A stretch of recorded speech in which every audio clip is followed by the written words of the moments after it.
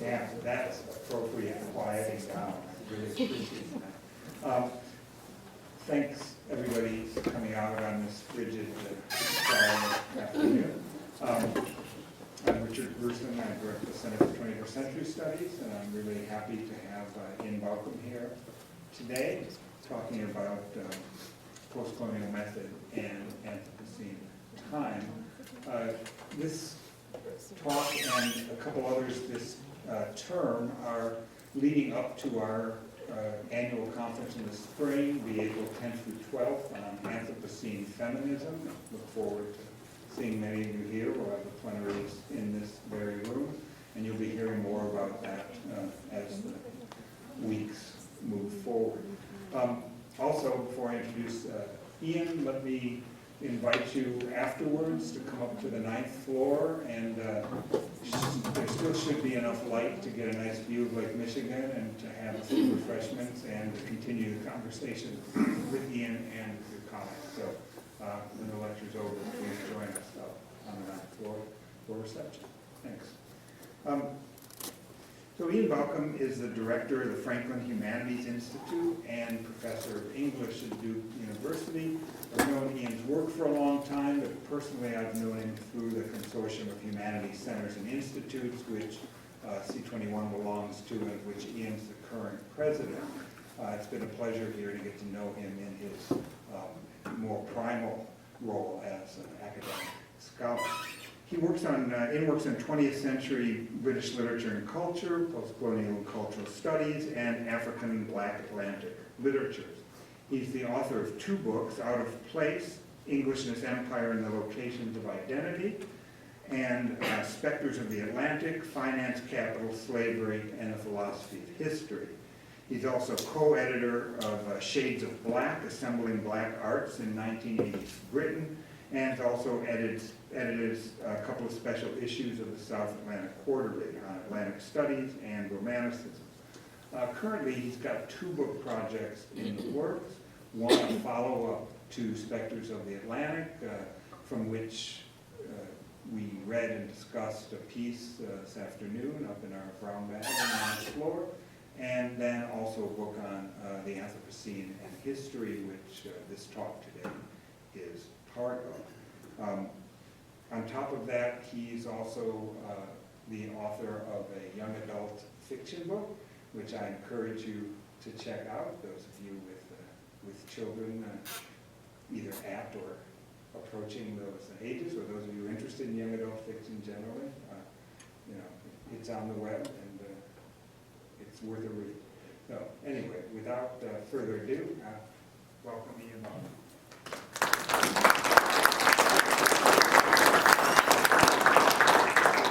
Thank you, Richard.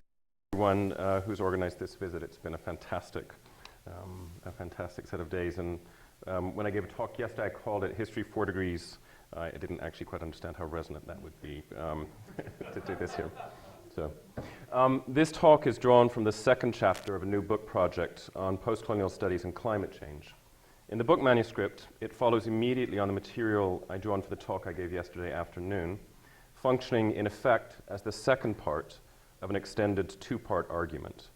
For those of you who weren't able to attend the previous lecture, I thought it might therefore be helpful to provide a very short overview of the general argument of the book and of the particular proposals I was trying to develop yesterday, before then moving into the substance of today's talk. And my apologies to those of you who were there yesterday. You're being punished for returning.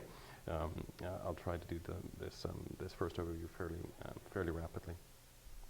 The current planetary crisis of climate change or global warming, Dipesh Chakrabarty has recently argued, has affected a collapse of the long-standing division between human and natural history, where it has been the enduring conviction of the historical profession that the proper study of history begins at precisely the point at which human life organizes and separates itself from animal natural existence.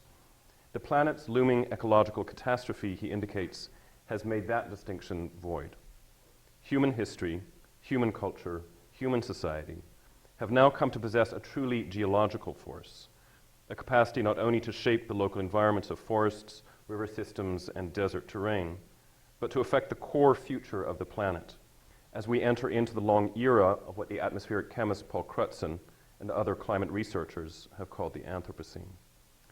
If, as Gruisin indicates, this humanly produced geological epoch raises, quote, for scientists and engineers, the daunting task of guiding society toward environmentally sustainable management, addressing human behavior at all scales, unquote, then the challenges it poses to contemporary critical theory are no less significant, across multiple scales of critical understanding.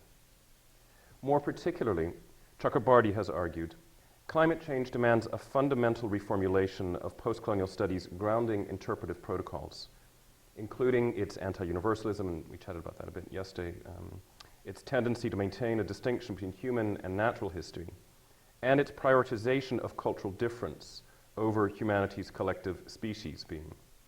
In the epoch of the Anthropocene, addressing what it means for humanity to have become such a geophysical force is, he suggests, among the foremost tasks of critical thought and an inescapable frontier of postcolonial critique. Over the past several years, I've been wrestling with the challenges Chakrabarty has thus laid out, both in agreement with many of his key premises and in significant departure from the particular conclusions he has drawn on how we might best apprehend the profound ethical, historical, and epistemological challenges of global warming. Perhaps the most significant of those disagreements comes from my sense that while climate change does indeed call us to rethink the question of the human under the category of species, the profoundly uneven conditions of human vulnerability to the catastrophic effects of global warming also demand that we apprehend climate change as accentuating and intensifying long-standing patterns of human division between worlds of relative security and worlds of extreme precariousness.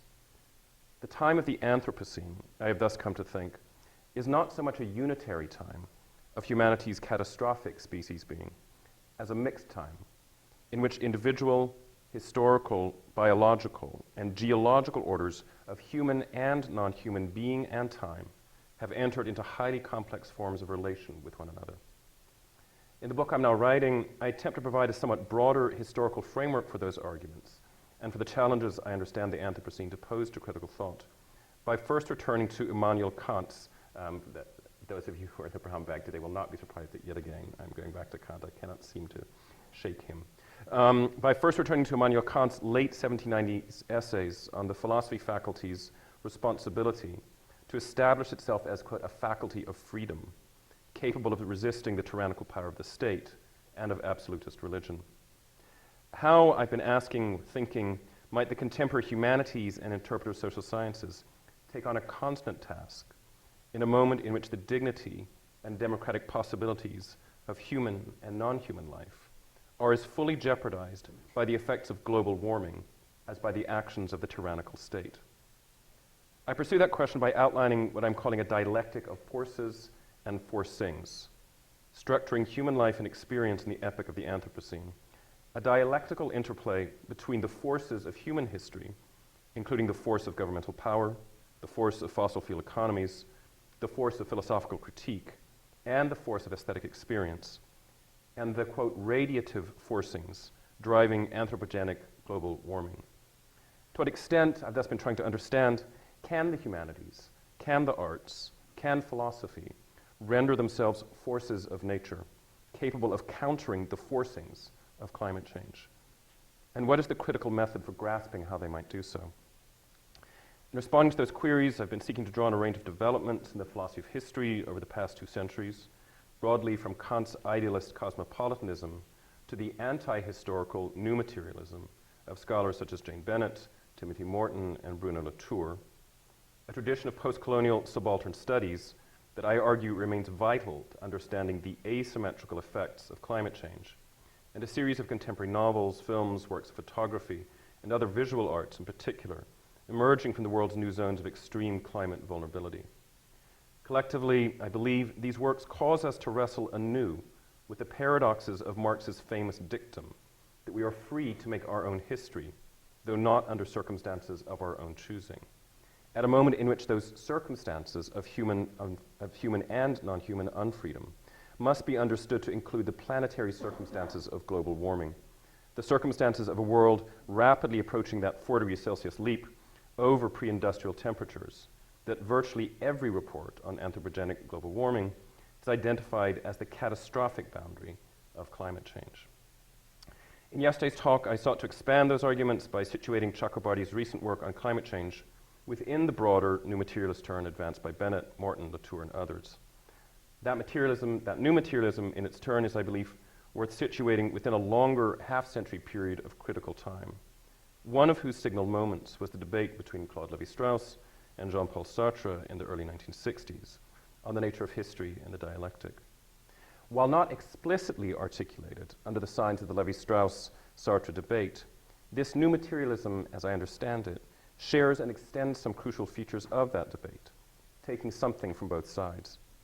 From Sartre, it takes the call for a search for critical method, adequate to addressing Marx's observation that we make our own history, but not under circumstances of our own choosing. From Lévi-Strauss, it takes the argument that history is inadequately addressed by the historian's code, that the circumstance or situation of our times encompasses multiple scales and orders of time, most significantly an array of extra-historical, infra-historical, and supra-historical orders of human and non-human time. With that framework in mind, I then return to Chakrabarty. I'm close to the end of this. I then return to Chakrabarty to discuss the ways in which his earlier writings and his recent work on climate change further extend the debate between these historical and extra-historical materialisms, while adding a particular post-colonial inflection to that debate's terms of inquiry. I pursue this reading by considering the relation between his earlier conceptualization of two forms of history, an Enlightenment form, which he called History 1, and a subaltern form he called History 2, and the new theory of history, which I call History 3, emerging from the bundle of climate change essays he has published since 2009. Despite its enormously rich considerations of the methodological challenges the Anthropocene poses to the historian's code, this new method, I ultimately argue, bypasses the full multi-temporal ontology of our planetary present. And I suggest and believe, therefore, that while drawing on Chakrabarty's recent work, we need to continue in a search for method adequate to the heterochronic situation of our Anthropocene time, a search for a method that, in taking on the insights of both an older and a new materialism, can knot together histories 1, 2, and 3, a search for a method of what I'm calling History 4 degrees. In developing that claim through the point of yesterday's talk, I left at least two key questions unanswered, many more in fact, but I'm just identifying two.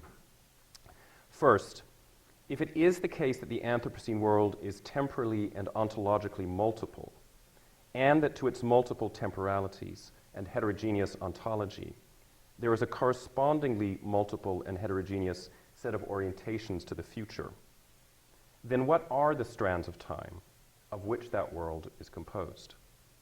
And second, what is the method for unbraiding those strands, for unraveling the plural situation of what I'm calling History 4 degrees?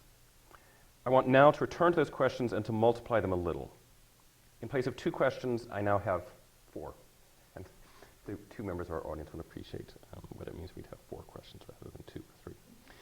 Four queries that stand as complements of a sort to the four theses that Chakrabarty outlined in The Climate of History. Those four questions are these. What are the orders of time of the situation of History 4?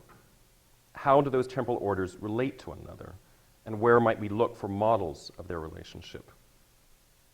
What projects of future fashioning do they variously imply? And how, as they orient us to the future, do they reopen or renovate the question of freedom? With that full bundle of questions in mind, let me now return one final time to Sartre, now not to search for a method, but to the family idiot, or more precisely to the preface to that text, a brief 2-page statement which, as it turns out, is not so much the preface to a new work as a bridge between the two, a bridge between Search for a Method and the Family Idiot, really a bridge between the critique of dialectical reason and the Family Idiot. He says, "The Family Idiot is the sequel to Search for a Method. Its subject, what at this point in time can we know about a man? It seemed to me that this question could only be answered by studying a specific case. What do we know, for example, about Gustave Flaubert? Such knowledge would amount to summing up all the data on him at our disposal. We have no assurance at the outset that such a summation is possible, and that the truth of a person is not multiple. the fragments of information we have are very different in kind. Flaubert was born in December 1821 in Rouen. That is one kind of information. He writes much later to his mistress, "Art terrifies me." That is another. The first is an objective social fact confirmed by official documents. The second, objective too, when one sets some store by what is said, refers in its meaning to a feeling that issues from experience, and we can draw no conclusions about the sense and import of this feeling until we have first established whether Gustave is sincere in general, and in this instance in particular. Do we not then risk ending up with layers of heterogeneous and irreducible meanings? This book attempts to prove that irreducibility is only apparent, and that each piece of data set in its place becomes a portion of the whole, which is constantly being created, and by the same token reveals its profound homogeneity with all the other parts that make up the whole. For a man is never an individual. It would be more fitting to call him a universal singular. Summed up, and for this reason universalized by his epoch, he in turn resumes it by reproducing himself in it as singularity.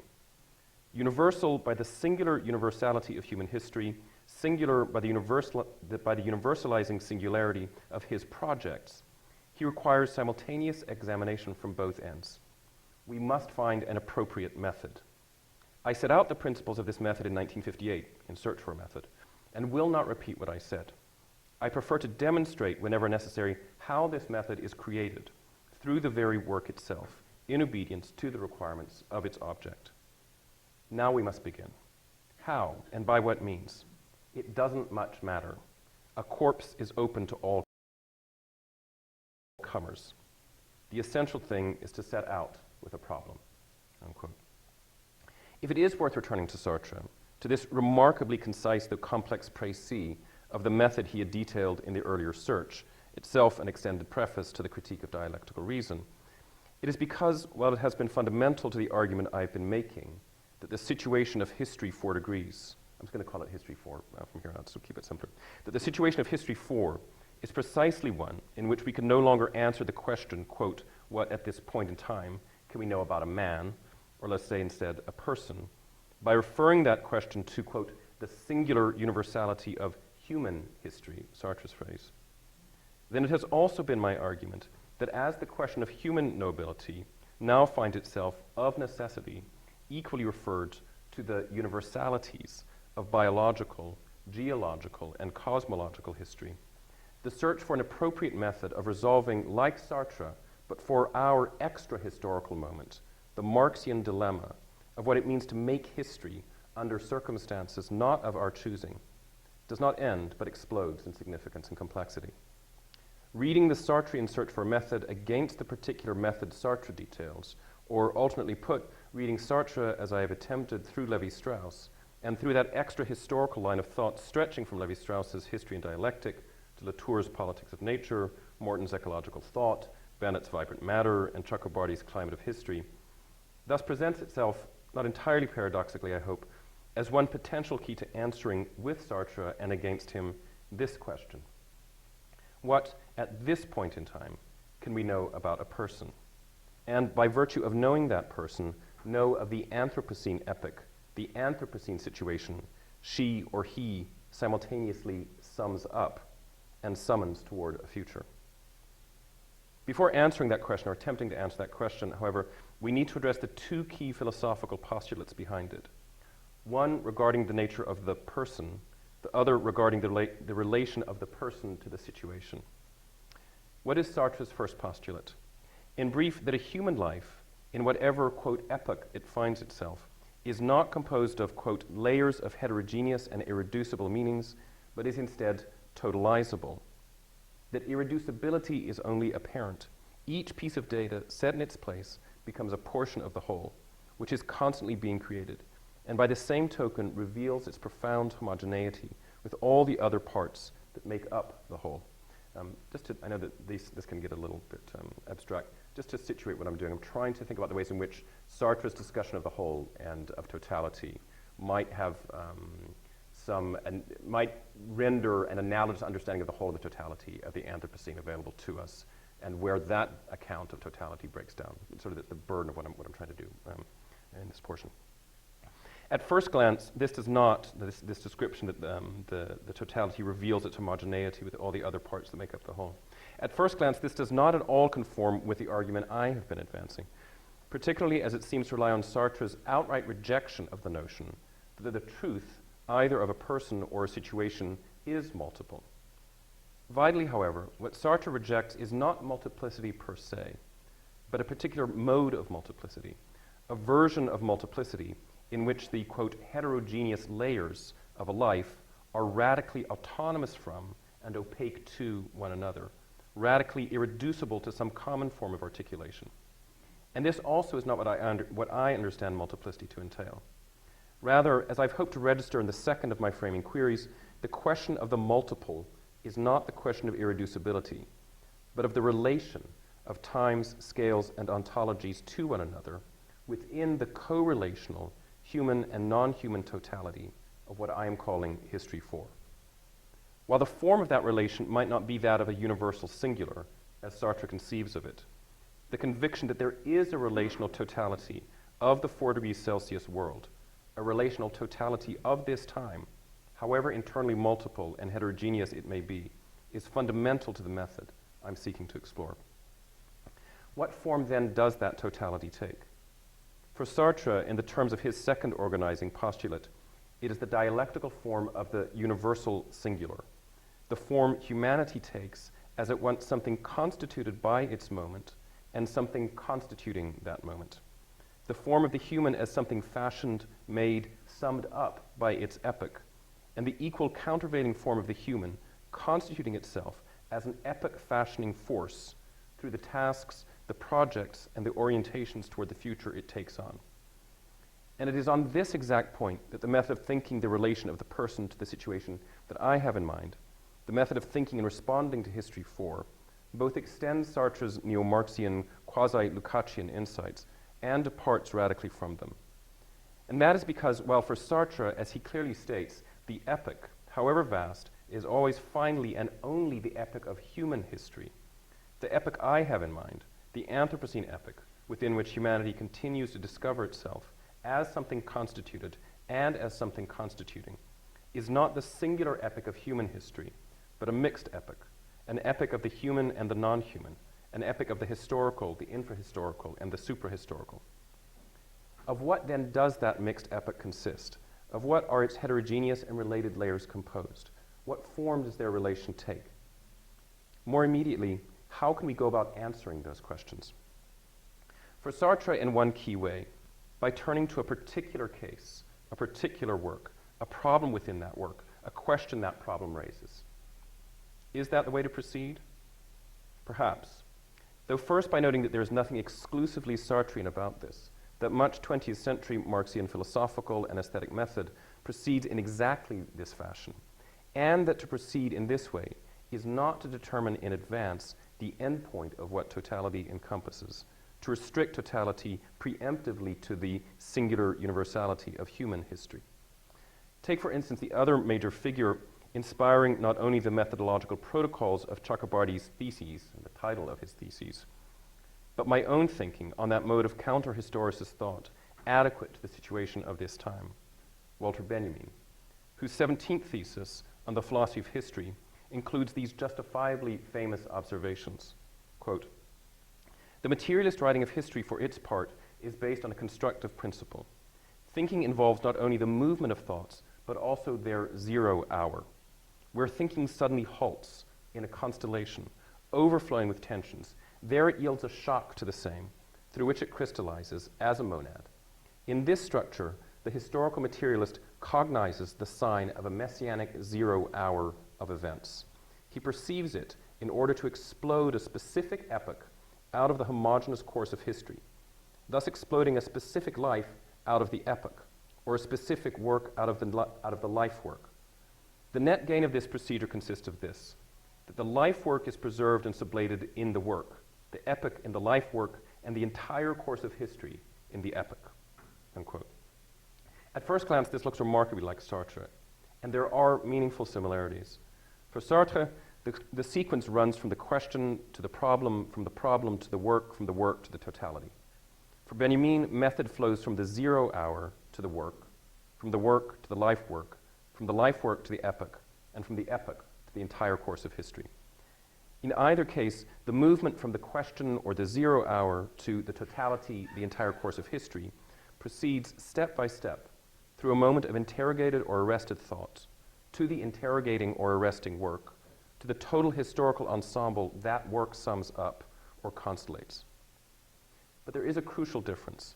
For Benjamin, that last step, that final turn toward the entire course of history, does not limit itself to human history, either in what that entity encompasses or in the mode of perceiving it. As he makes evident in his immediately ensuing, if very little discussed, 18th and final thesis in the Theses on the Philosophy of History, the ultimate horizon of historical thought must contain not only the history of, quote, civilized humanity, but the longer history of, quote, Homo sapiens, the yet vaster history of, quote, organic life on Earth, and then, beyond that, the truly deep cosmological history of the universe. The full thesis, one of Benjamin's very last works, written in Vichy, Paris, shortly before his failed flight through Spain to the US in the late summer of 1940, reads so. He begins by quoting. So this is a quotation. "In relation to the history of organic life on Earth," notes a recent biologist, "the miserable 50 millennia of Homo sapiens represent something like the last 2 seconds of a 24-hour day. The entire history of civilized humanity would, on this scale, take up only 1/5 of the last second of the last hour. The here and now, which as the model of messianic time, summarizes the entire history of humanity into a monstrous abbreviation, coincides to a hair with the figure which the history of humanity makes in the universe.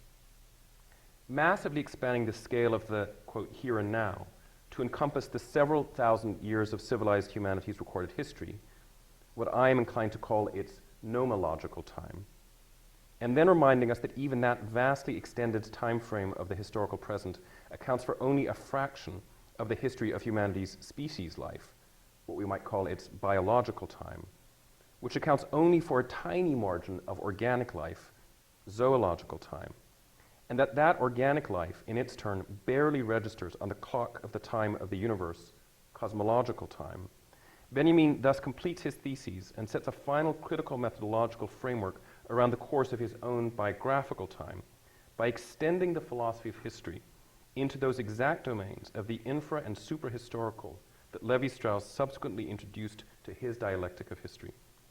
And then, in a fashion entirely consistent with the course of his life work, Benjamin also includes one more temporal scale, a last order of time to complete the set of inward and outward unfolding temporal scales I understand to constitute the now-being of History 4.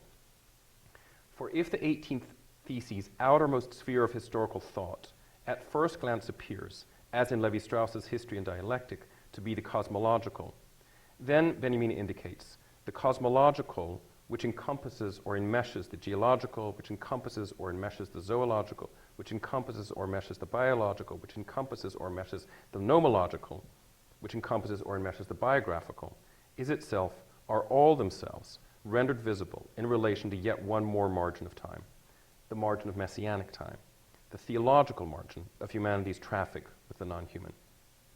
To move from the 0 hour of a life, of a case, of a work toward totality is thus not for Benjamin to move only from a person to the universal singularity of human history, to move restrictedly from the biographical to the nomological within an exclusive framework of human history, but to see how these chronologies of a life, of a nomothetically ordering political order, are cocooned within at least 5 additional overlapping and related layers or scales of non-human time: biological time, zoological time, geological time, cosmological time, theological time. With that lesson from the 0 hour of an exemplary life and life work in mind, let me now pose, in more truly Benjaminian than Sartrean mode, a question from our own quite different 0 hour. A question that, as Chakrabarty in his own Benjaminian formulation has it, from the moment of danger, which is the crisis of climate change. This question: what, at this point in time, can we know, neither of Gustave Flaubert, nor of Walter Benjamin, but of Sonmi 451. What, by knowing something of her, can we know of the mixed epoch, the heterogeneous circumstance, the multi-layered human and post-human situation she sums up? Of the future she might summon into thought, and by summoning into thought, perhaps also into being. Who is Sonmi 451? Why, within the context of this inquiry, should we be concerned with her? And if we are to be concerned with her, what can we know of her? To begin with, we know that she is a character in David Mitchell's novel Cloud Atlas, a work which, appearing at this point in my argument, carries the highly determined charge of sublating our mixed epoch within itself. If we are to care about Sonmi 451, at least for the reasons I have been outlining, it will be because the novel, whose central character I am suggesting she is, proves itself capable of fulfilling that charge, not alone, not uniquely, but with a sufficient constellating power as to bring thought to a rest in the presence of one of those images which, for Benjamin, are the crystallizing 0 points of a historical dialectics at a standstill. An image of the epoch of the Anthropocene, such as this, quote, "The Ford cleared the urban canopy near Moon Tower, and I saw my first dawn over the Kwangwon-do Mountains. I cannot describe what I felt. The imminent chairman's one true sun, its molten light, its petro clouds, his dome of sky," unquote. Why would this image throw thought into arrest? Why, arrested here, pondering the image of Sonmi 451's first dawn, might thought explode a specific epoch out of the homogeneous course of history? In part because of what the novel has already disclosed about Sonmi 451, the first person I addressing us in this scene. In part because of what it will subsequently reveal about her. To begin with what we already know, by the time we come to this moment, approximately midway through the fifth of Cloud Atlas's 6 narratives, sequentially embedded, Matryoshka doll style, inside one another, with the first and chronologically earliest narrative beginning and ending the novel, the next and chronologically subsequent account coming second and second to last, seriatim, until we reach the 6th narrative at the core of the novel, and the sequence then repeats itself in reverse from the 5th back down to the 1st. We know that Sonmi 451 is a, quote, fabricant, a genetically engineered, unsold server designed for labor in a gleaming fast food restaurant in mid-21st century Korea.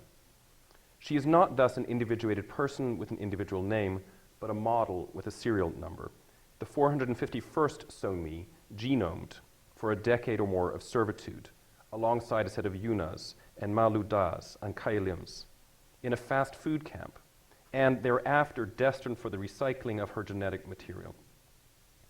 If, in Agamben's terms, Sonmi 451 is an emblem of pure Zoe, a model of abandoned life within a, quote, corpocratic order, that's Mitchell's term, which her narrative, and Gruisin of Sonmi 451, holds out as late globalizations, new nomos of the earth, then a curiosity of her physical being materially and obdurately complicates her exclusive assignation to this category of life. What curiosity? A birthmark. Remember, she's been genetically engineered. A birthmark. And not just any birthmark. A birthmark in the shape of a comet that she shares with the protagonists of each of the 4 preceding narratives, set in order in the 1850s Pacific, 1920s Europe, 1970s California, and 1980s England.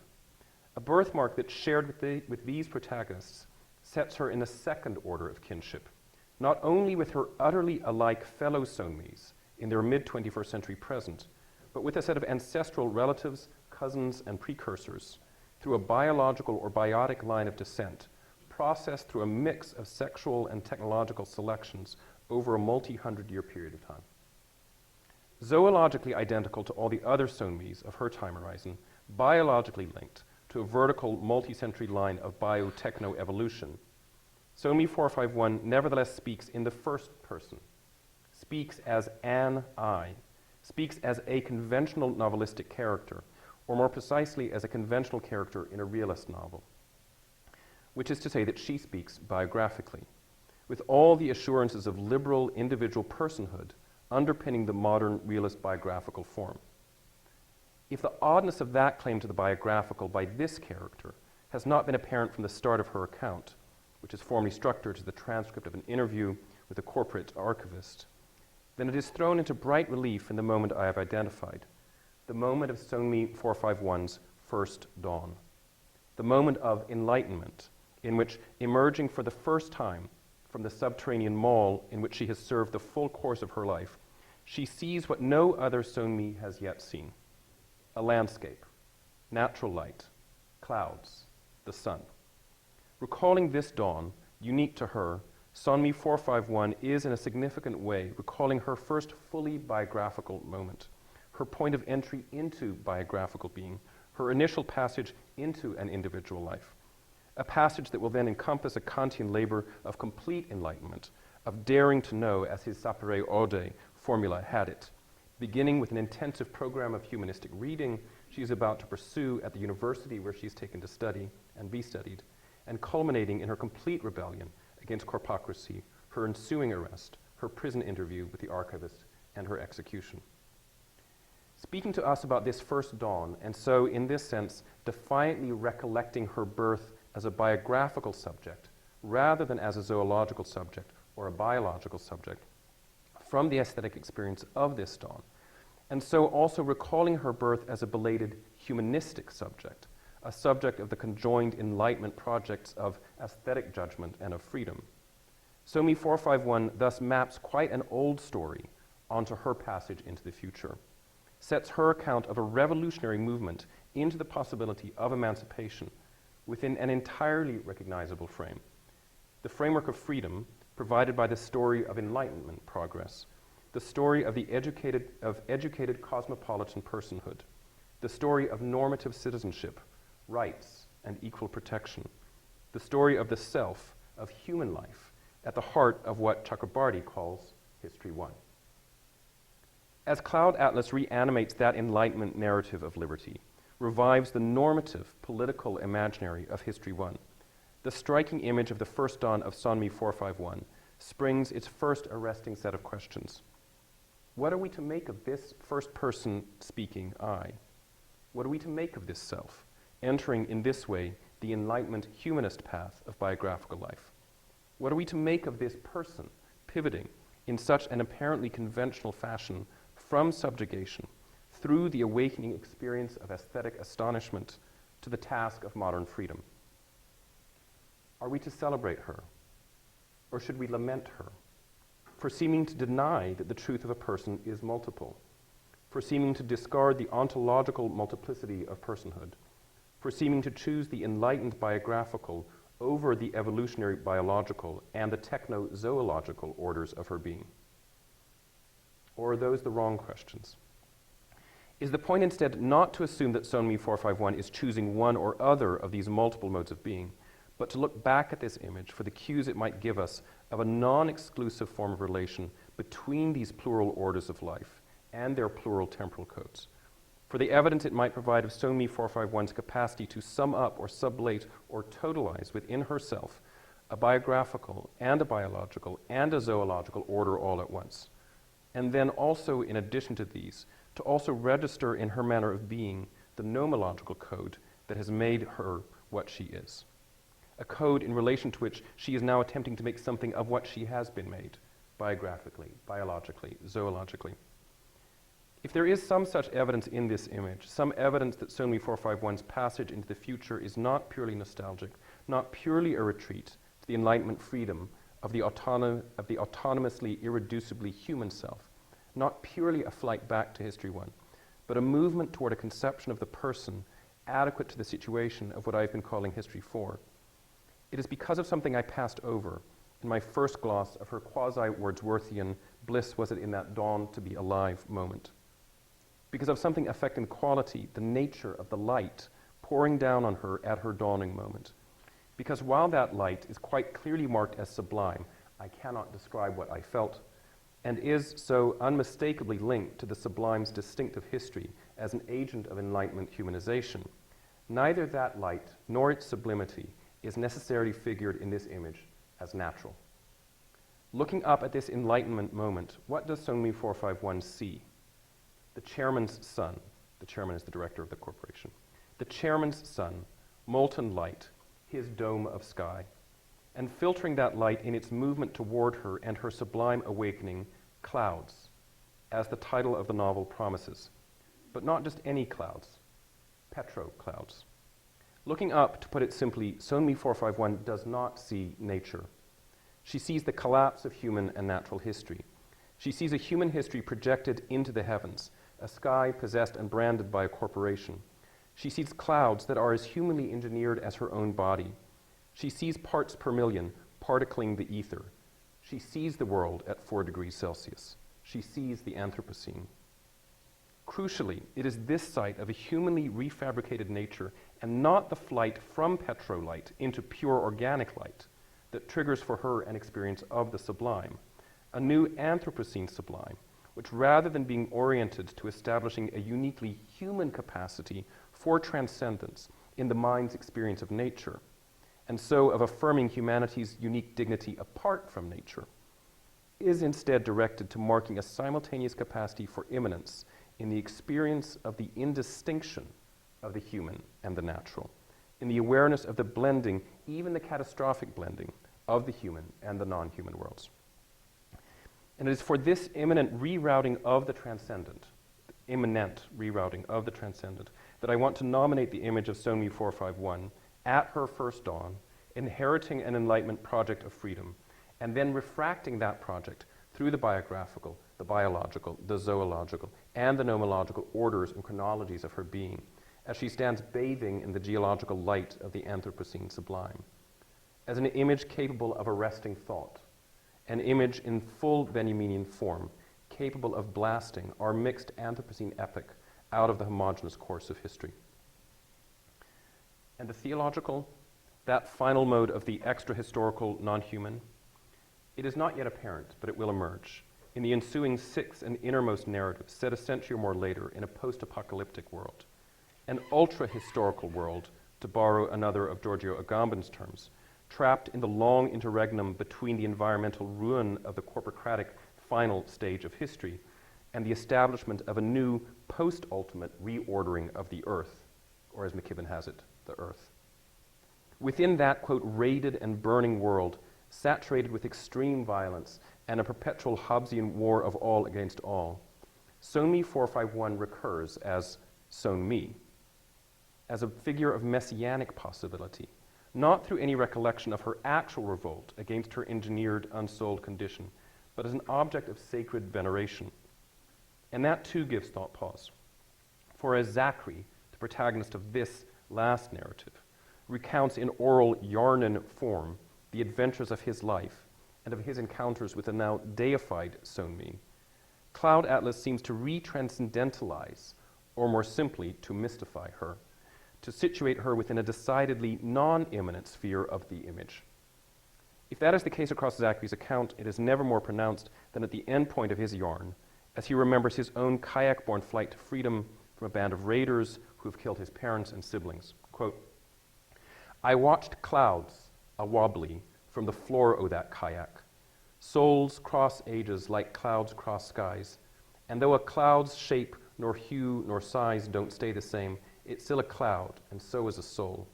Who can say where the clouds blowed from, or who the soul will be tomorrow?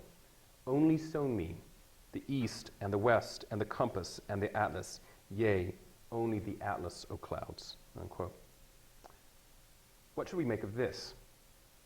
The immediate response is to say that Zachary's thought is indeed simply mystified, that as we know from the surrounding Gruisin narratives, there is nothing divine about Sonmi 451, that Zachary and the fellow members of his Valleyesman world who have come to regard her as a deity and have built a religion around her are merely engaged in a familiar anthropological category error, the sacralization of the secular.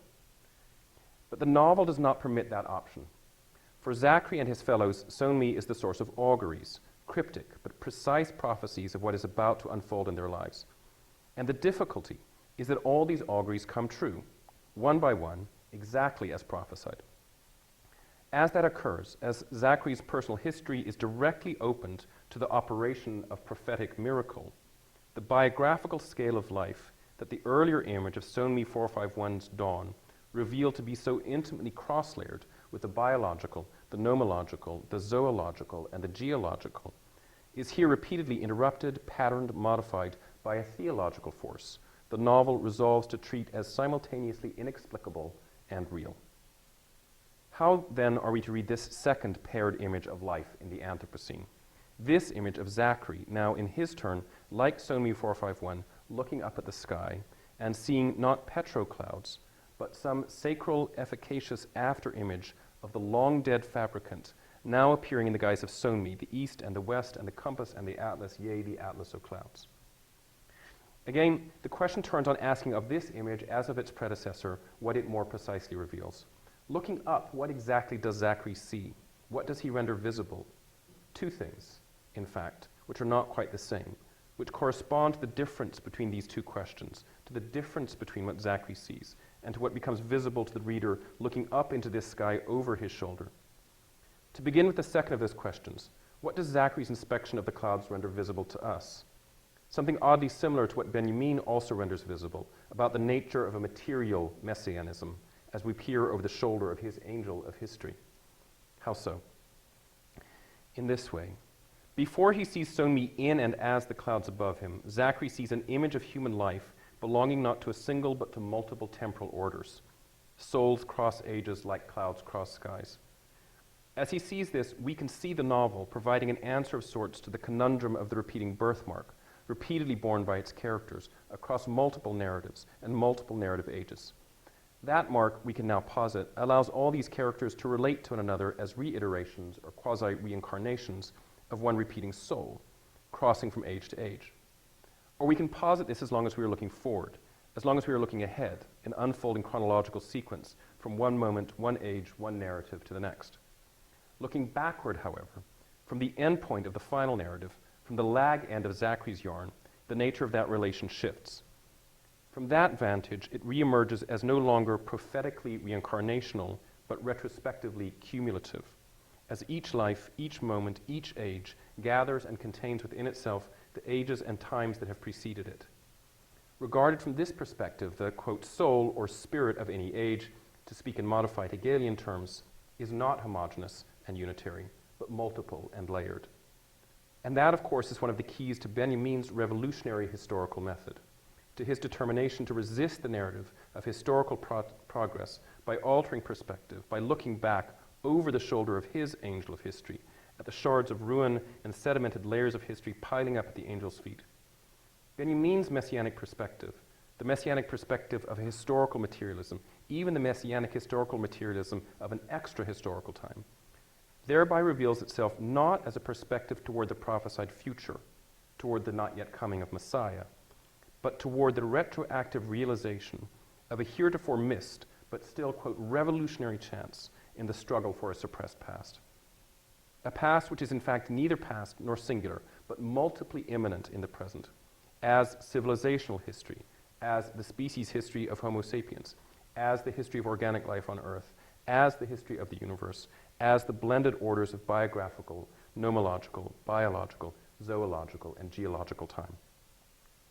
If this retrospectively apparent cumulative nature of time is one of the things Cloud Atlas renders visible in Zachary's inspection of the age-crossing clouds wobbly above him, and one crucial explanation of why, at this point of its furthest chronological progression, the novel then immediately pivots back in time, peering hinterward, one narrative strand after another, to hunt for clues of what has made Zachary's long Anthropocene ruinous present what it is, and to discover what, in the past ages, drifting toward the time accumulating present, might be reopened for revolutionary emancipatory possibility, what might be remade of what has been made.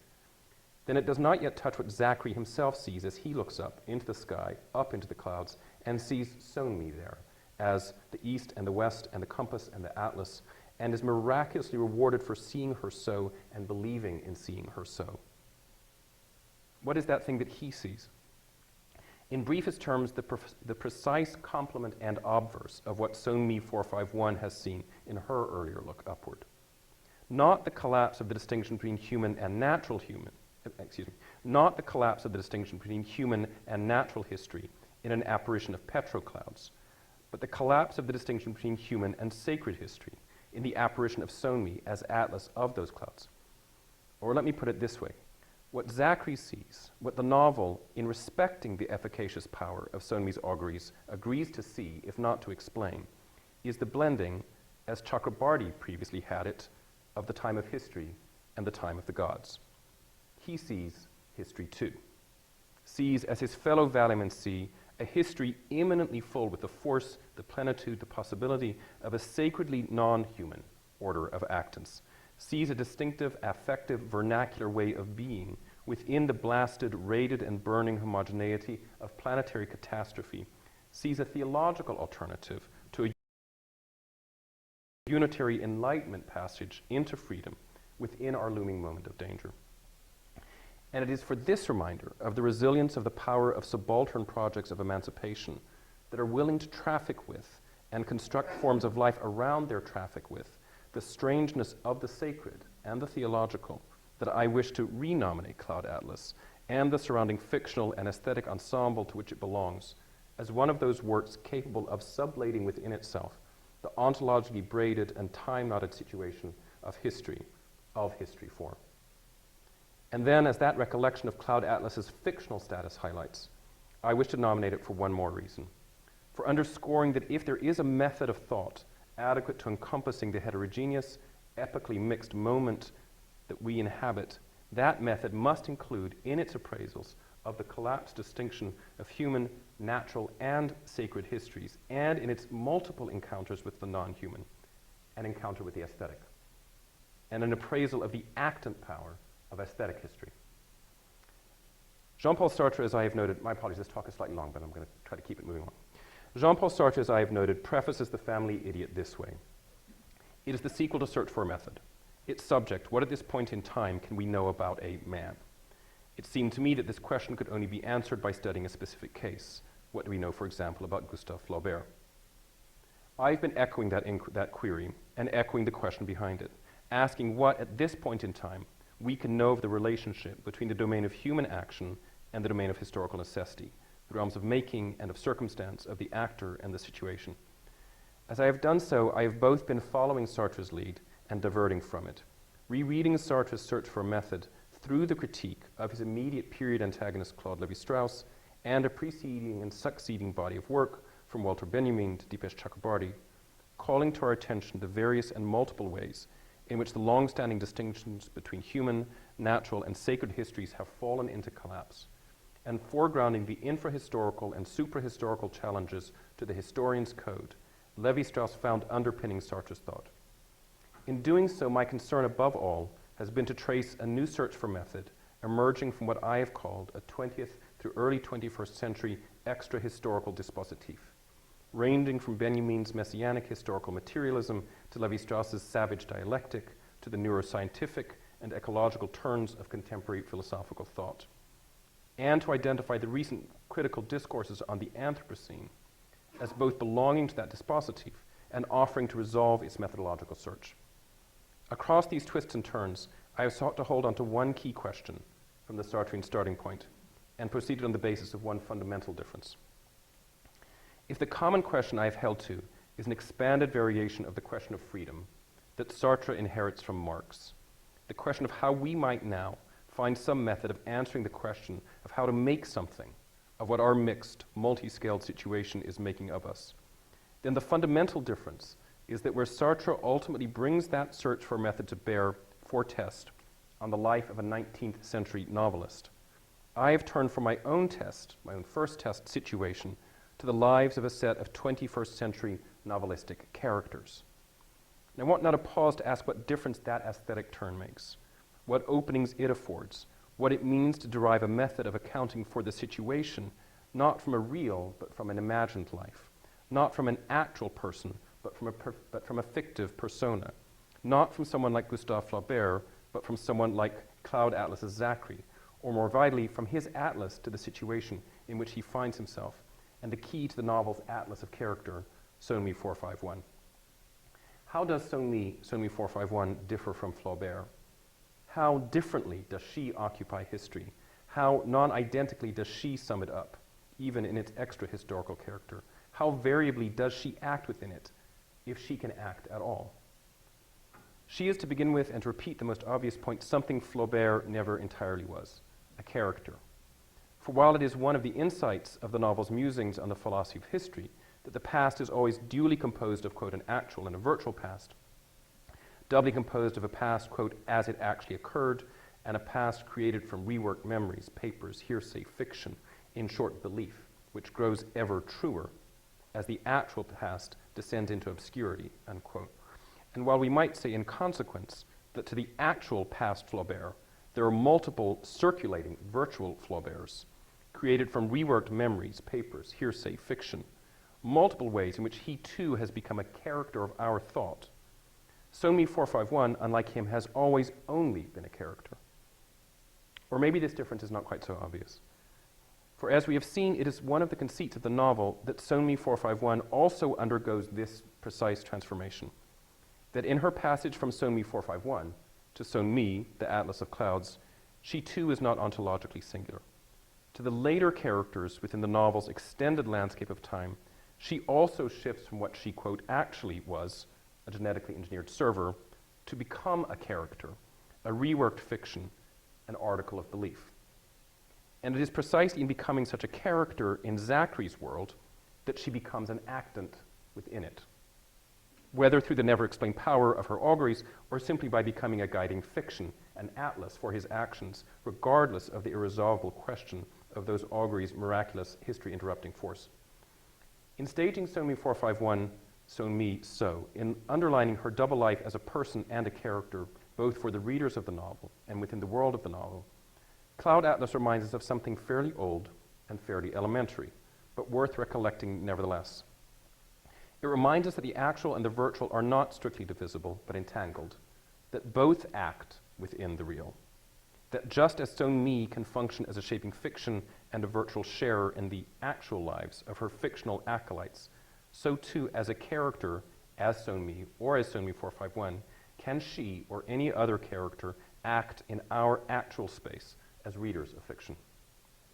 Or to put it in the terms of one of the critical discourses on which I've been drawing, the novel suggests that to the world of strange strangers, non-human co-presences, and co-actants in the extra-historical fields of human history, we need to add not just Chakrabarty's gods, Morton's hyper-objects, Bennett's vibrant matter, the heat waves, Keeling curves, cyclones, melting ice, and carbon parts I've been enumerating, but characters, fictional lives, aesthetic phenomena, that if we are to unravel the ontological and temporal strands of our plural situation by beginning with, quote, the smallest possible unit of analysis, that smallest unit, as Donna Haraway's Companion Species Manifesto insists, is not the biographical unit, but the relation.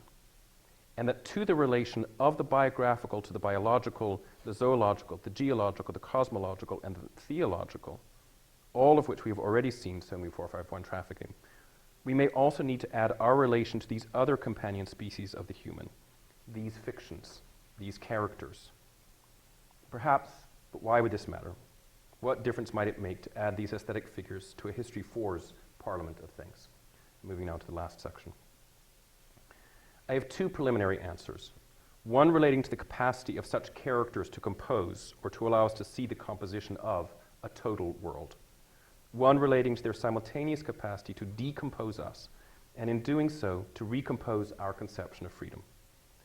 On the composing capacities of character, I have in mind, as might be predicted, characters of a certain sort, the protagonist characters of the historical novel, as or almost as Georg Lukács understood them, the characters who serve as summarizing types of a particular moment or historical situation, the characters who, quote, embody the fundamental social and historical forces of their time, who, quote, located in a specific time and place and acting at crucial junctures of history, are who they are as a result of historical forces, represent the spirit of the age in their ability to inhabit the whole world in totality, moving in and out of its separate spheres, as Farhad B. Idris has admirably summarized it. Sonmi 451, I am suggesting, is such a type, or very nearly so.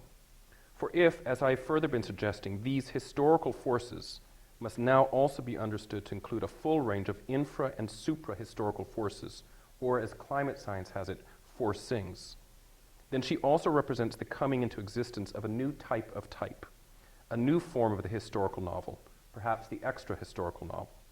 And to borrow one more term from Lukács, a new, quote, moving center at the heart of this novelistic form. As is quite well known, on Lukács' view, the central charge of that realist tradition of the novel, incorporating, and in a fundamental sense beginning with, the historical novels of Sir Walter Scott and Balzac, is to map onto itself, quote, the totality of objects, collectively composing the entirety of an historically particular social world. To demonstrate, quote, how everything is linked up with everything else, how every phenomena shows the polyphony of many components, the intertwinement of the individual and the social, of the physical and the psychical, of private interest and public affairs, unquote. Rather than abandoning themselves, their readers, or their characters to that polyphonous, intertwined, and potentially infinite total world, the novels of Scott, Balzac, and Tolstoy, he further argues, orient their maps of totality by discerning a social center of gravity around which all of their linked objects and all of their representative human types orbit, a defining force that disposes and directs the movement of the totality of objects through a given social order's gravitational field. Lukács' term for this is the moving center. In depicting or grasping the nature of this moving center, the historical novel not only maps a totality, it reveals the often invisible force holding sovereign sway over that totality, the force animating, directing, governing it. Where on Lukács' account, however, that moving center, everywhere present within and everywhere immanently sovereign over, the totality of objects, remains resolutely within the realm of human history.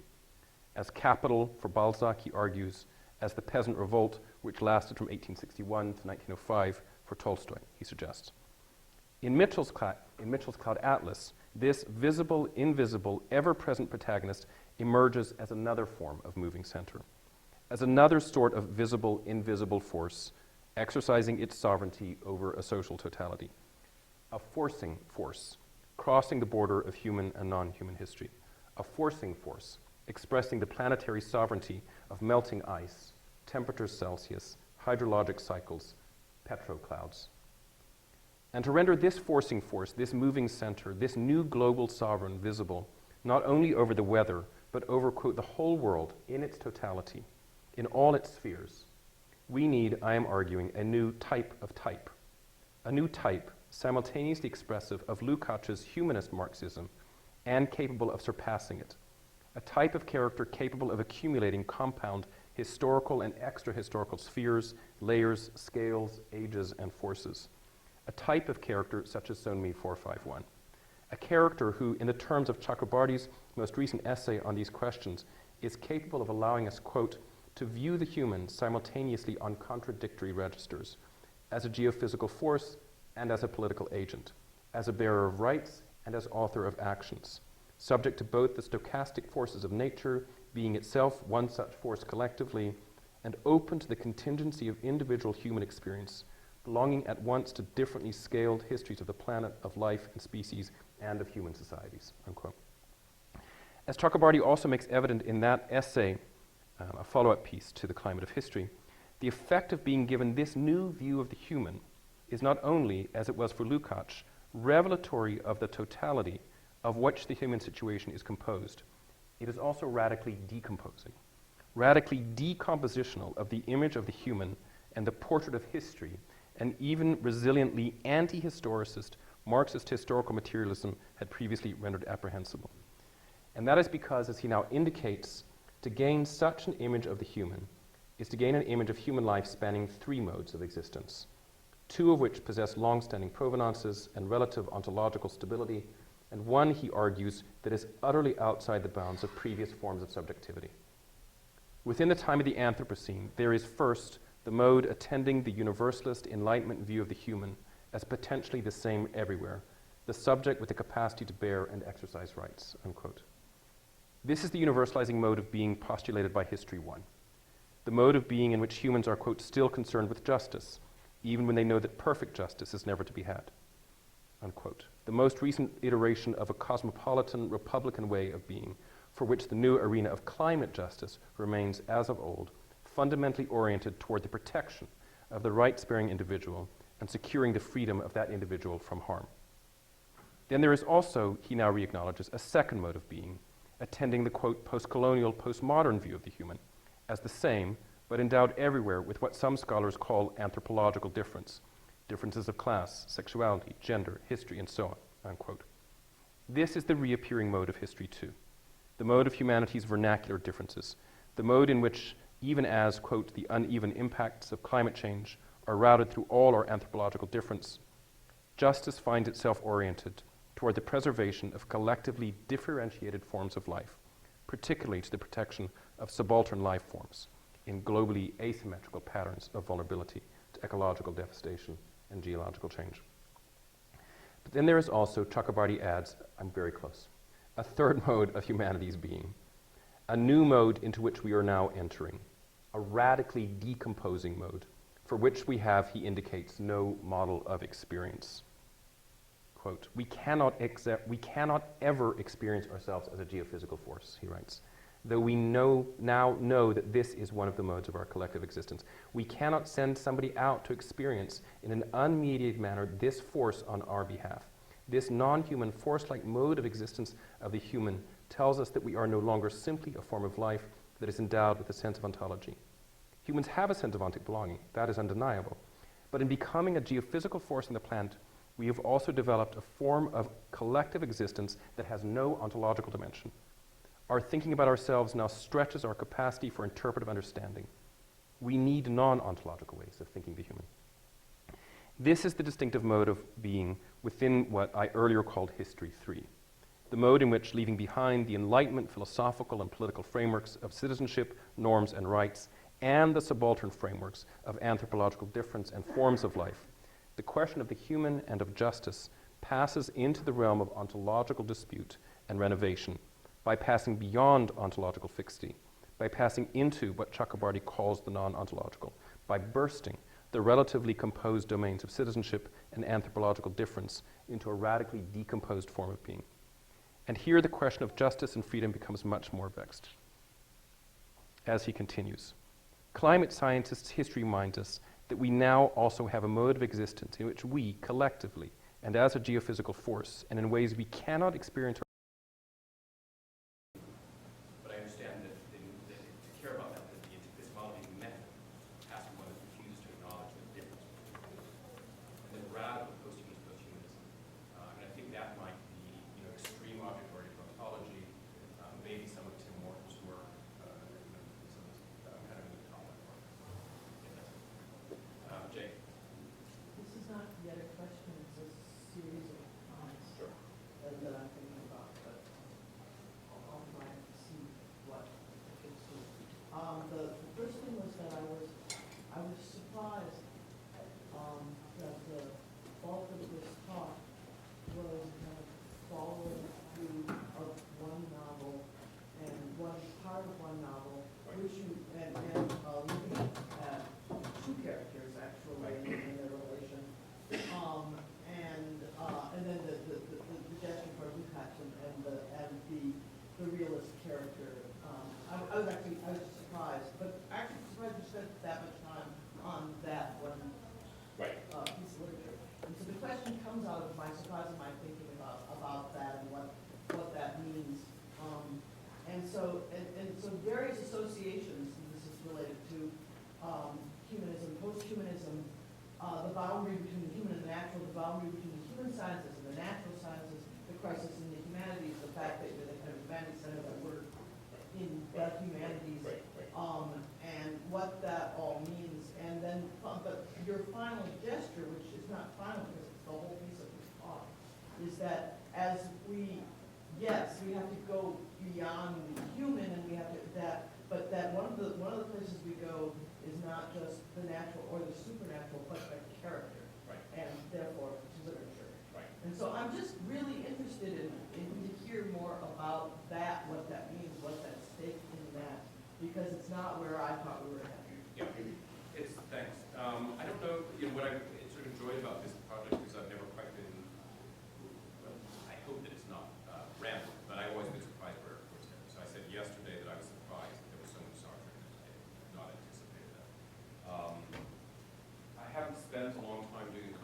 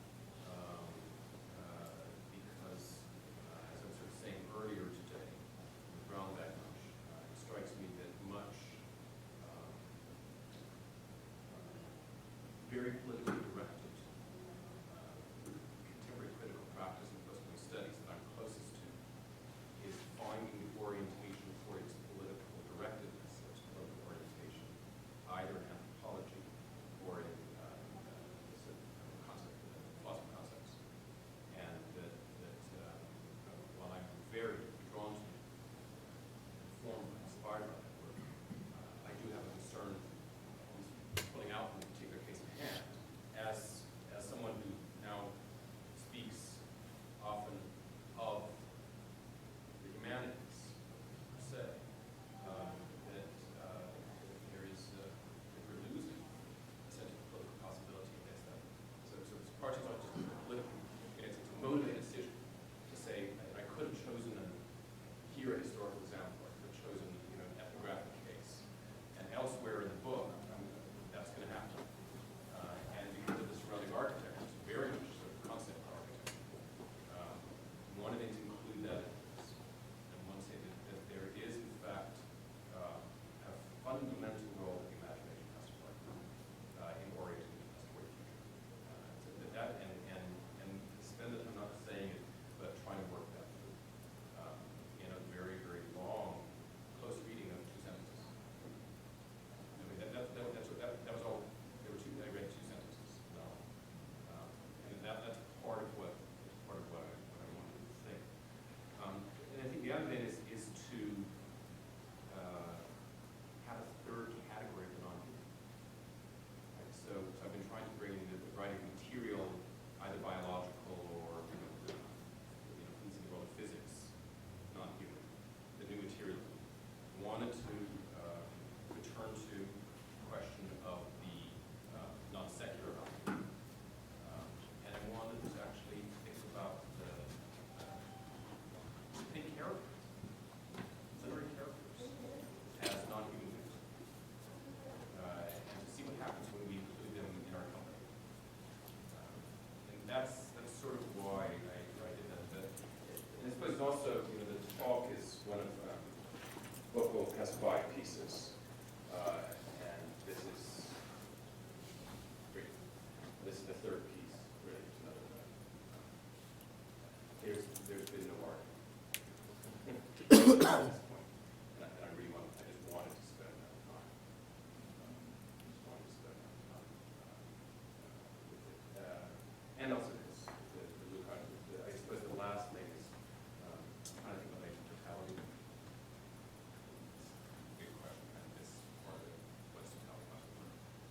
And for me, where people think about totality with is the crunch. And because of that, because of our purpose or not what I want to think about, climate change is purpose or not. So I think that's sort of, it's always a little bit mysterious though, so I can't do it. This was first and then.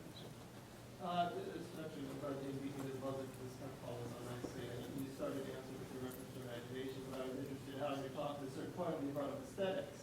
It more sort of into character, the discussion of character. Right? Character, of course, you have highly aestheticized character, but it might not be either. Of course, materials I know you know well. I mean, many influential accounts of character in 19th century novels and 18th century novels, for instance, are related to very minimally aestheticized forms, credit reports, and so on. And so when aesthetics came up, and then you shifted character, and then started talking about a new type of type, and so on, the aesthetic actually kind of dropped away. And I felt that then what was being talked about in this novel was precisely the part of the novel that actually need not necessarily be aesthetic. And that aesthetic came back up at the end as well.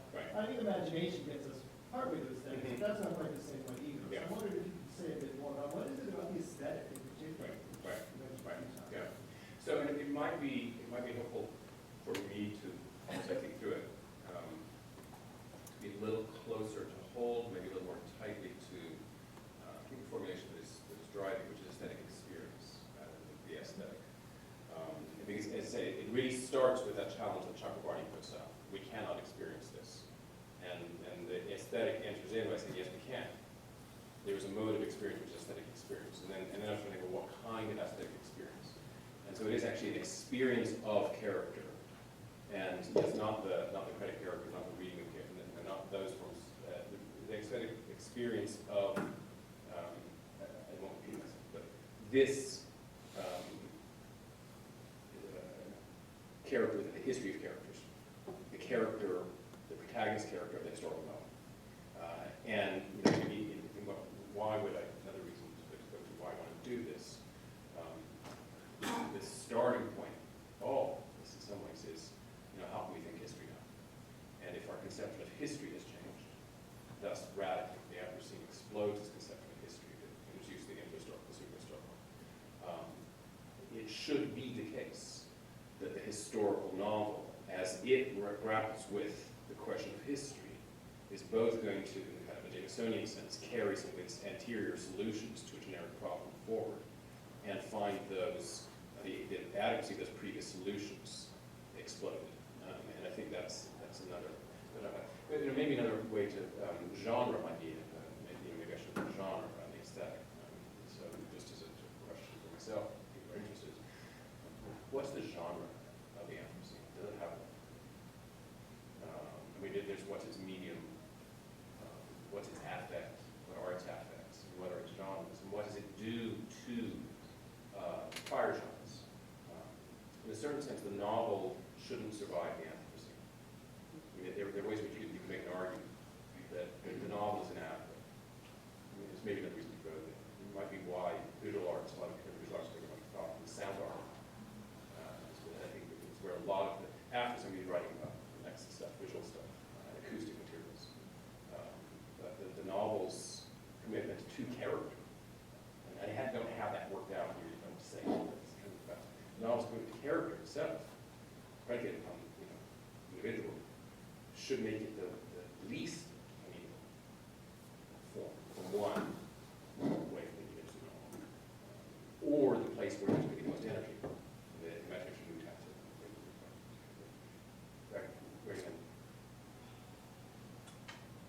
I'm not sure that I can ask this question very well. I think it's a political question. They all are. I was surprised in the climate history essay Yeah. when fairly quickly at the beginning, Dr. Vardy went through some statistics from various scientific journals and Right. studies Right. and said, on the basis of these, I have to conclude that climate change is real. Right. And the beginning of your talk yesterday was sort of like that, Right. as well. And then he goes on. And what I found, as sort of a layperson, Right. surprising here, is that the sort of fundamental politics right now is the denial of climate change. And the denial of climate change can't be, it seems to me, dealt with scientifically. Going through these ritual, repetitions of reports and statistics and data seem to be politically very inefficacious. So, how is it that we approach a discourse on climate change if we want to alter truly the history of climate change, when the denial of climate change is in part about the denial of human agency in history? When there are many people out there, especially in the United States, who don't believe that human beings are in charge of the cosmos or of history. They think history is book as well as climate change. Are we in danger of creating for ourselves an enormous intellectual enterprise which becomes a kind of cocoon in which we think about all these things in a way that really has no effect? Well, that's always a danger. But it's fun. I think there's a lot. That's a great question. I have a lot of. It's late and I don't want to traffic too much, so I'll try to say it. We have to stay till 7. Yes. I'll just try to say a handful of things. One is I actually think I think we are extremely efficacious. I really do. I'll just make that as a general point. And because this sort of comes more from the future of the humanities debates and the degree to which we should think are the future of the humanities indexed to our capacity to cultivate a series of literacy skills and competencies, yes, I have no problem with that. But they also predicated upon our cultivation of what Amanda Anderson calls ethos questions, the habit of critique, a variety of things, including in specific forms of engagement, say, that emerge from discourses like this or sexuality studies. I think that the fact that there are several million students who go to American universities every year who have to take some humanities courses means that as a philosophy faculty, in Kant's terms, we actually have an enormously significant purchase in a period of time to be effective. It's not the only way that we're effective, but I think it is truly meaningful. So I'm sort of dispositionally an optimist, but quite this work. I'm going to agree and disagree with you on whether I think turning to the policy stuff is efficacious. I'm going to agree with you in the sense that I do not think any number of citations rendering public of the facts, such as they are as facts. And I mean, certainly our belief is that's more as a fact, will convince skeptics.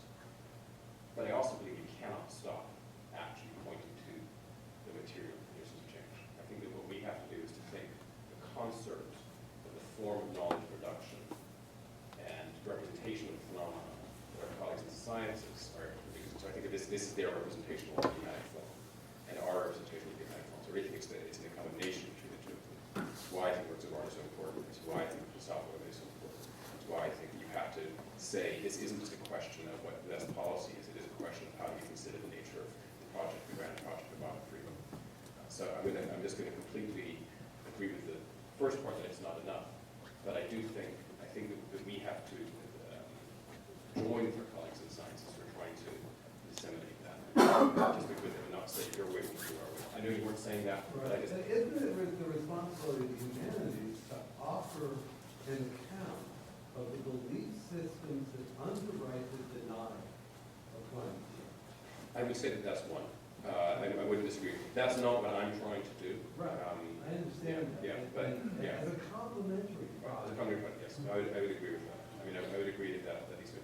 The other thing, though, just to know, so that any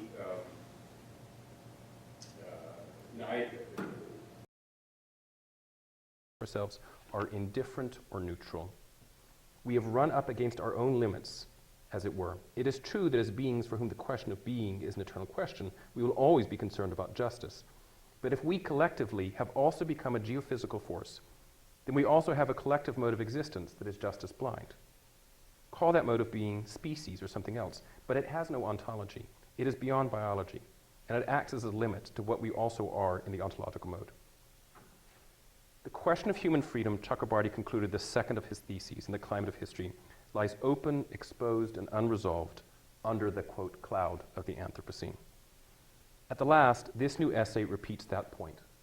Unable to experience ourselves in the new mode of radically decomposed, non-ontological being we have taken on, we cannot conceive a new theory of justice or a new form of freedom adequate to that mode. Two unanswered questions then remain.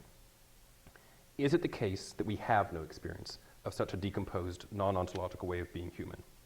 And if Chakrabarty is mistaken, if we do have some models for experiencing ourselves in this new mode of being, do such models point to a new way of conceiving justice and a new practice of freedom for such a non-ontological order of life? Before responding, my final point, let me offer one clarification. The title of yesterday's talk and throughout the argument I've been trying to develop today, I have emphasized the need for uncovering a method addressing not history 3, but what I've been calling history 4 degrees. While that history 4 degrees encompasses history 3, it encompasses more than this. It encompasses more than a non-ontological way of being. In much the same fashion that for Chakrabarty in his earlier work, an Enlightenment discourse of citizenship and of rights remains simultaneously indispensable and inadequate for a subaltern postcolonial project of justice, so too, on my account, to anthropologically differentiated subaltern ways of being and the normative modes of being of cosmopolitan citizenship remain inadequate and indispensable to a full conception of human being in the mixed epochal situation of this time. Like any situation, to put it another way, history 4 is not ontologically singular. It encompasses and blends multiple orders of time, multiple allied forms of being, multiple corresponding political imaginaries. It knots together history 1, history 2, and history 3. That is what I understand by history 4 degrees. Chakrabarty comes very close to making the same point in postcolonial studies and the challenge of climate change's consideration of the 3 images of the human, but then pivots away. They are simply disjunctive. What I have wished to insist on is that just as history 1 and history 2 can be seen to be braided together in constantly intermodifying ways, so too are these 3 human conditions of history 1, 2, and 3 knotted together. There's 1 page left. My revised question, therefore, is not whether we have access to some form of experiencing ourselves, of thinking the human solely as non-ontological, but whether we have some avenue for experiencing ourselves non-disjunctively across these plural forms of being, collectively constituting the situation and the problem of being in our time. My answer, quite simply, is yes, we do. At Haraway's smallest possible unit of analysis, at the level of the relation.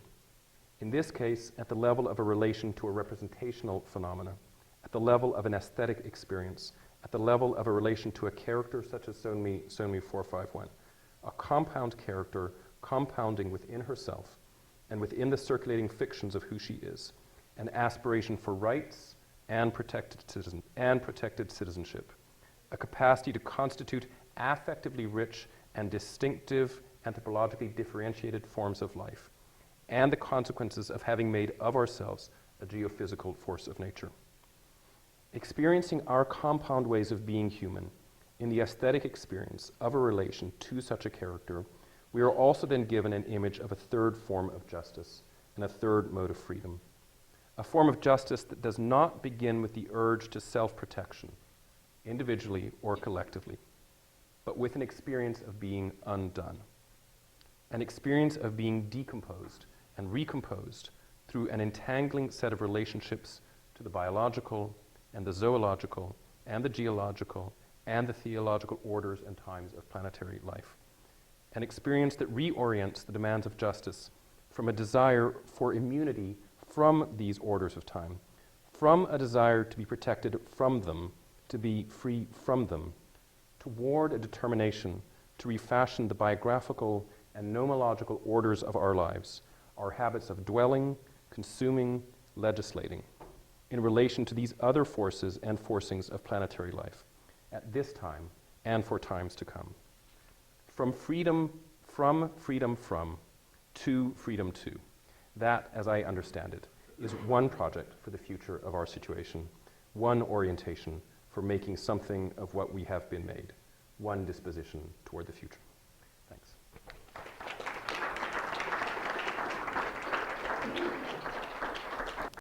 Thank you for your questions.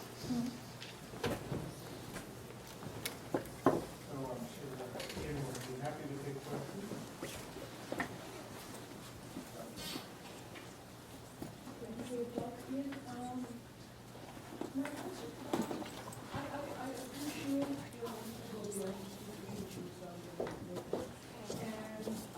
I appreciate also your emphasis on the I'd like you to say a little more about the relationship between the two. And in fact, particularly, I want to think about the various inflections that actually talking to himself is to I mean, the latter piece, the military history essay piece that you talked at the end of the I mean, you know, it's the emphasis is on anthropological difference. Right. Whereas in the Right. dialogue, it's about co-actors. Right. But humans versus only ones as agents. Right. So there is certain capaciousness to history too. Right. And I would like for a more reflexive consideration of why we are moving Right. to history for, because it seems that Right. it's predicated on some historical consciousness, which I like for you to work out. Right. Yes, that's a fantastic question. So for those who are not immediately familiar with the Chakrabarty discipline, let's see. The history too is a concept developed in provincializing Europe. I sort of went over it yesterday, but essentially it blends an appreciation of hermeneutic method, analytic method, and in its description of forms of historical experience in that text, it's interested in the ways in which subaltern polities combined with the figure of the peasant, to use kind of heuristically in that text, understand the possibility for historical change by blending secular and non-secular presences. The gods are part of history. And then to suggesting once we get to kind of what that term seems to cover in his revision of the environmental stuff, actually the gods sort of drop out. It's really about anthropological difference. And it's basically culture comes back in a very broad sense. You remember that yesterday, sort of paused at a certain point, say maybe really all we need is a bigger history too. And maybe, and there's a certain sense in which my history forward is kind of trying to say, let's recover that, the time of the gods part of history too, but also then think about the ways in which what he never addressed before, what the provincializing Europe had never addressed, was forms of the material non-human. You know, the transcendent non-human, yet not the material non-human. And that's why I would say that you do need an additional concept, at least sort of within his own terms. And then the question is, what also gets added when you don't begin with Chakravarti, but if you begin with Latour, if you begin with Bennett, if you begin with Morton, if you begin with migrant matter, if you begin with hyper objects, if you begin with the work that Latour has been doing. And that's why I want to kind of begin with Chakravarti, but then move beyond him while really paying significant honor to his work. I couldn't do things without that. But that's a great, and that's probably the only reason why I didn't say, look, we just need to, more bigger history too. But that is why he seems to, he hasn't forgotten. Why it doesn't seem important to him to return to the time of the Nazis work? I don't know. I haven't had a chance to ask him about it. I think it's an interesting question. I mean, if I could just add, I think even that basic junction of words too quickly. Yeah. Oh, even In this time of history. Yeah, it's a bit, I agree, yeah. I like it a little bit more Yeah. Europe. Yeah, I just want to add, It's a really broad question about periodization. But I Yeah. think the Anthropocene is fundamentally as a periodizing category. I mean, first you use the language of the empire of the talk. Right. But I also have a kind of ambivalence about periodization. We talk so much about the plural situation, multiple temporalities, the super historical scale that has taken us outside. And I guess I'd like to know then, what does it mean to kind of remain invested in what we can think of as the human work of periodization that's marked out by the concept of the Anthropocene? And what might be kind of politically necessary about remaining committed to that kind of periodicity or even, a kind of story? So that's great. So two things I can mention. So one has to do with, say, periodization per se, and then a kind of secondary, what I understand being maybe more progressive, whether the mode of periodization is either implicit or worked out in the talk is essentially humanist type of periodization. Let me just jump to that, and I'll try to explain it. Yes, it is, and I'll try to explain why that is, and why that is kind of difficultly so in a project that's very much about collapsing the human non-human boundary. Right? Why would I still say it's humanist periodization that is driving at least my interest? So, I mean, the first thing that I would say is do I think of the Anthropocene as a period concept? I suppose I do. But I think of it as a period concept in a kind of a Benjaminian Blockian sense, in which what is most important about any period is to understand the ways in which a contemporaneity is not contemporaneous with itself. And to then understand the ways in which the Anthropocene as period concept implies perhaps an even more massive stretching of the orders of the non-contemporaneous within the contemporary, right? And so it's not just going back to the New York Times article, which I started yesterday, 50 years since we've been measuring a Keeling curve, carbon emissions, 50 years since the invention of the steam engine, 18,000 years of human history, 14,000 years since the invention of agriculture, 800,000 years of Antarctic ice, 2 million years of ice. It's not just about a bigger number, although all of those are present. So it's a period that has, those orders. But it is periodization that escapes the capacity of chronology or a certain form of human activity to denominate what constitutes a period of why is that way? So why do parts per million escape pure chronology? You could actually use parts per million. Well, you could start measuring parts per million either 14,000 years ago, the invention of agriculture, to the point at which we actually begin to burn trees. And some of the dating of the Anthropocene that is being debated now by sort of the world's antiquaries, there are some who would say you've got to begin the Anthropocene is 14,000 years old. The other date is known as 250 years old, and the last date is 50 years old. That's really the period of great acceleration. We just saw a draft, indication of draft report that's about to be emerged saying that they're heading to actually 60 years old. Right? But so we can still number. The reason why I would say you're moving beyond in that sense just bigger, smaller numbers was to come from is the effect that human actions when we start really releasing carbon into the atmosphere, when we start getting out of these dimension and requires meaning in relationship to the radical non-human planetary order that has to do with the orbit of the Earth around the Sun. The 14,000-year wobbles in the traffic around the Sun, the exposure to sun flares, right? Those things that are called the forcings of climate change. And those metrics that then interact, those forcings that interact with the forces of human history, cause you to think a period of time that is not exclusively contained within the fusion. Always saying yes, but it's a different kind. It's not just a long thing.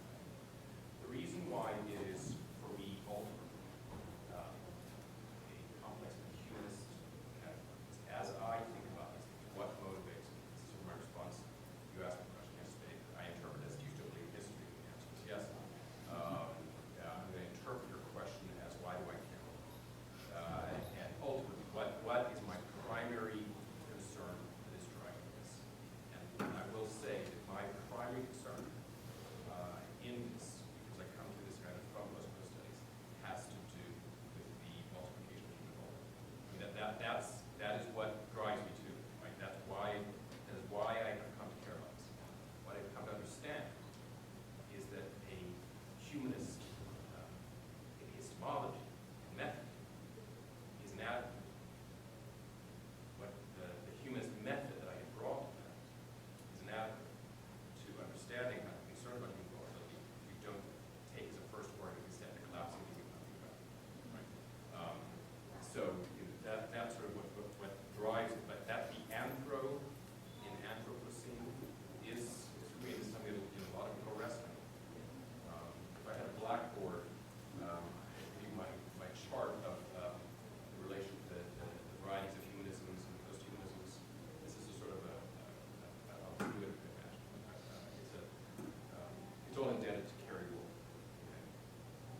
And Kerry Wolf, in What is Posthumanism, talks about the varieties of posthumanism.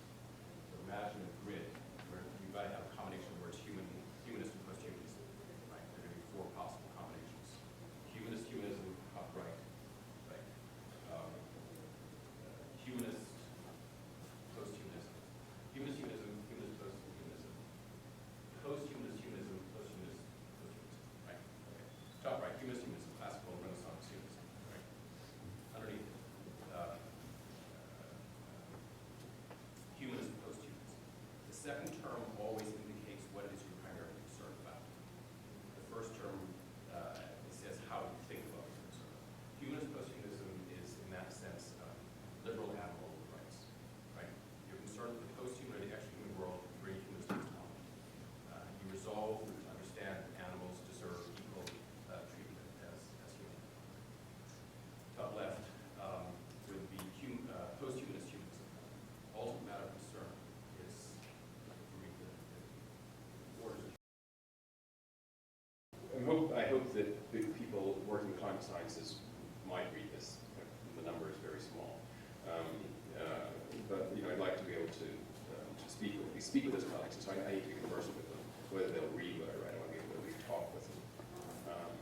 convince them that they need their humanities colleagues as well, that they need philosophy. I think many of our colleagues at science are absolutely very strongly predisposed to do that. But I think that at least I feel that I have to honor the significance of their knowledge by trying to be conversant with it as best I can. But the people who I expect might read this actually are my colleagues in my field. And for them, the reason to cite reports is not to say, oh, I've done my homework, or let me stabilize you again. But it is the sort of why do we care? And so I'm going to pull back in the introduction to this book. I say something along the lines of the project of freedom to which the philosophy of happiness attached itself has been to attempt to render philosophical critique something that has the power that's equivalent to that, the power of the tyrannical state. But we've understood that that's part of our charge, and I think we try to take that on, among other things. And I think that there's pretty broad agreement, at least with postcolonial studies, that that's an animating impulse. We would like our thought, we would like to aspire to think that our thought has to have the power, the countervailing power that's equivalent to and counterpoise to the current state. Why should we now aspire to the power of carbon? Why should we seek the power of carbon? And I ask that specifically because there is a strong countervailing line of critique within postcolonial studies of this entire term. Right? And there's a critique to say the business of the contestation of sovereign violence is not nearly over. Why suggest that the field needs to turn to these issues? And so that list, that rehearsal of the damages yesterday was really as much an internal attempt to contribute to an internal debate. And also because, why freedom? That's not the value that has been the underpinning value for me, even though the service it's connected to. It's because I want to say that climate is about radical unfreedom. It's about vulnerability of exposure and precariousness of it. So it's partially to kind of make that point at various levels that I want to include it. I can tell you my editor. I don't know where I'm happy to keep going. I'm happy to let people go drink. Is there one more pressing question? What, there? Yeah, go ahead. And then let's go upstairs. Ian looks like he needs a drink. I'm wondering if sympathy is related to this other quality of capacity that you're finding among the imaginations. If that's the case, let Jan sort of thinking through this question I'm asking, and I'm wondering if I was thinking that if we let go of the human non-human distinction, one of the things that distinction does is it makes climate change now some standards and brings forth all these emotional responses that environmentalists have been able to, drive a response to. So if we fold the human back into the non-human, we might risk dampening those emotional responses. Right. Stand Right. and fall. Right. So it seemed like towards the end we wanted to replace those kinds of emotional responses as a driving motive of activism and sympathy. So I'm wondering if you think sympathy is what's going to get us where we need to go.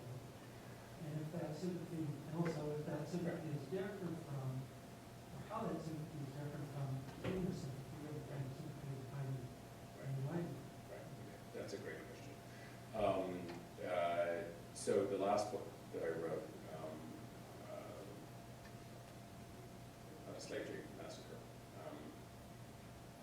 there's a long section in it on the politics of abolition and the role of sympathy in the politics of abolition, and what to make of sympathy as motivating collective politics. And the first thing that's important for me to say is it's done some really good work. So on the other hand, what I am interested in is not sympathy, but something in that book that I try to call cosmopolitan interestedness. And the difference between sympathetic identification and cosmopolitan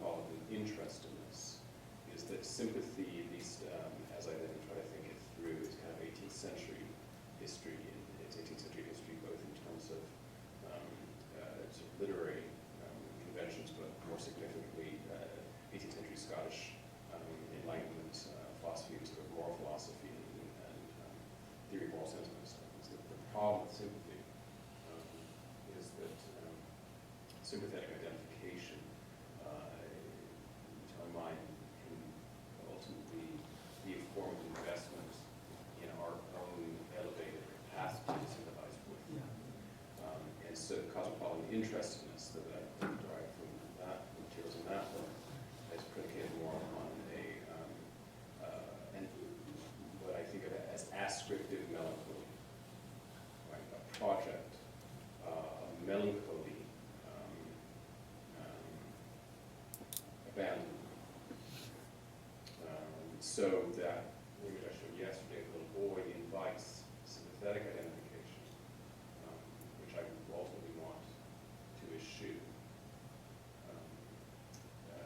in favor of a kind of a Glissantian, errant interestedness that will not let it go. At one of the scales, right, it's really important that those scales are in conversation, biographical, neurological, biological, right? I think that might work at a biographical scale. I think it might work at a neurological or it's difficult to say.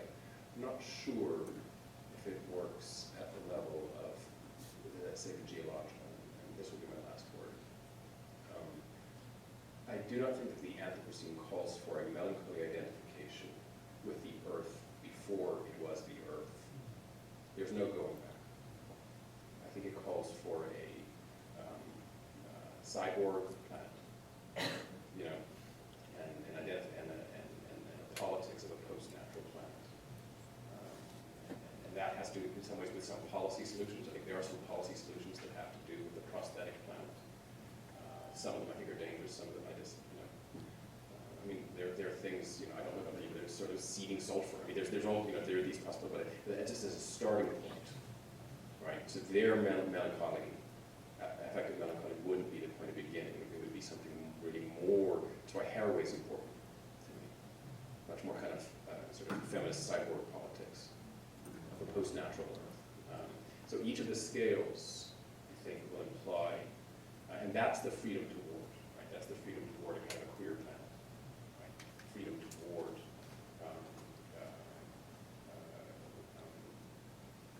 what is a decomposed planet and a decomposed thinking side. Anyway. And let me just say, these are the very questions we'll be taking up in April in the Anthropocene Feminist Conference, precisely alternatives to geoengineering and Right. thinking about other kinds of approaches that follow along the lines Ian was talking about. Anyway, thank you all for your patience.